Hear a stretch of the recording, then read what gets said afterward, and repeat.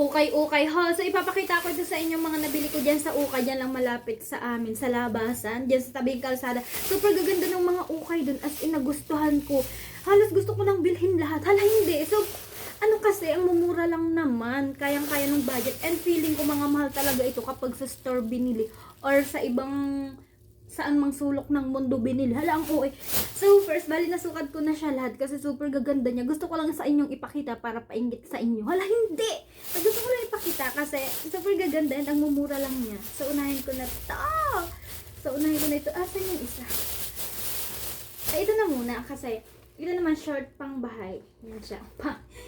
Yan siya papakita ko sa inyo kasi yung mga pambahay ko dito mga bulaklakan. So, yan yung muna. Shorts. Bali, alam ko magkano lang to. Ay, natanggal yung ano niya.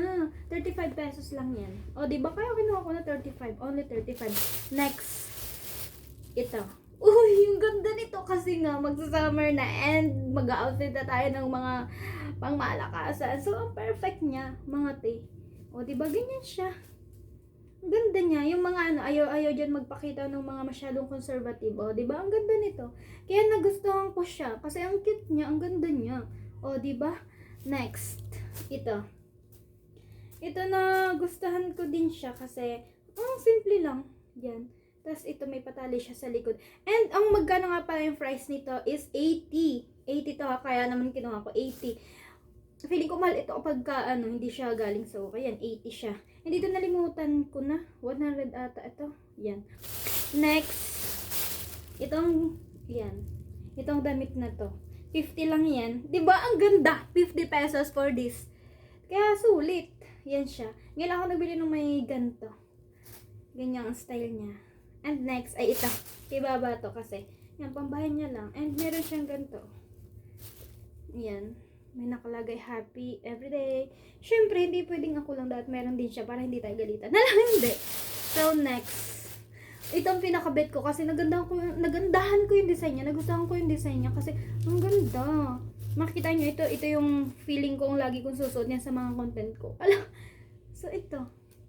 Diba? Ang ganda niya. Ang perfect niya, diba? Ala, ang syala niya. May paganyan siya dito sa white. May white. Ito sa liig. Oh. Then, ito yung nagustuhan ko sa kanya. Ang ganda niya. Ang perfect. So, makikita nyo na lang ito suot-suot ko sa mga vlog.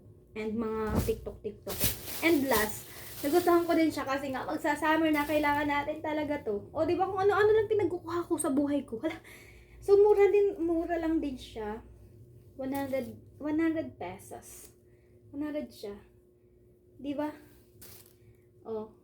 Susuotin mo lang siya diyan kahit nakabra-bra ka lang diyan. Napaka worth it. Mahilig talaga ako mag-ukay-ukay. Grabe.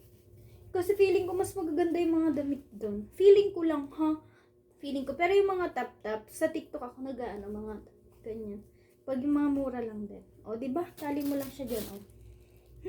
Tapos ganun ka dun. Ay, hala, wala. So, yun lang naman mga te. Ito yung mga naukay-ukay ko. And, sobrang mga worth it naman niya dun sa price. Grabe nga. Di ako makapaniwala na ganun yung price niya. Kasi sobrang gaganda nitong Prada. So, yun lang naman mga te. Ang pretty ko. Bye!